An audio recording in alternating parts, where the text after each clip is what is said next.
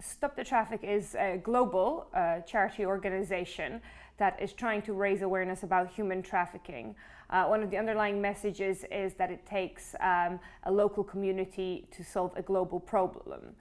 Here in Manchester we have a branch of the Stop the Traffik that it's called ACT, and we try to carry out various activities such as awareness raising, training activities, but also working with various stakeholders based in Manchester and helping them deliver their projects to address human trafficking.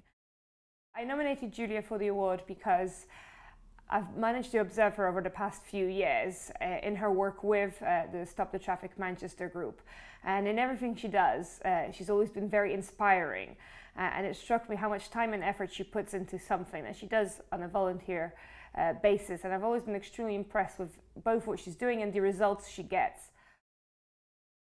Julia set up the ACT group I think about 6 years ago, and they've done events in schools. They do things like clothes swaps or raising awareness of trafficking in the chocolate industry by organising chocolate fondue parties. And we'll also liaise with other stakeholders around Manchester or the Northwest that are trying to address human trafficking.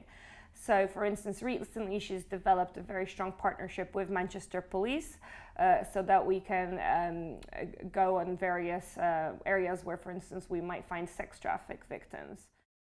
When the police conduct a trafficking raid, or if they're doing harm reduction visits, they will actually call on Julia as somebody to go with them and accompany them, and she will be like a befriender, so she would be available to support people in court in a non-professional basis, just as a friend. She would go on harm reduction visits with the police into brothels, and she has been involved in long-term support of survivors and getting to know them and just becoming a friend in the community, because the biggest challenge is for someone who's been rescued out of a trafficking situation, when they start to need to rebuild their lives, they actually need people to understand a bit of what they've been through to help them, back into their own independence, really. So Julia would be somebody who would do that.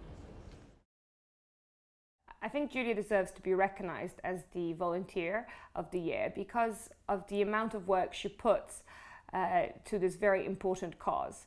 Julia is very kind, she's very friendly, and she's very open-minded. She's just very approachable and a very warm person. She's a very inspirational person. When I first learnt about human trafficking, Julia was one of the people who helped plug me into what's going on in the city, how to get involved. She really wants to bring people together, join dots, connect people, and she does it really, really well. People don't realise she's a volunteer. So she's working at really high levels with very senior police. She's in safeguarding teams around the city, and people don't realise she's just doing this in her free time. She's exceptional.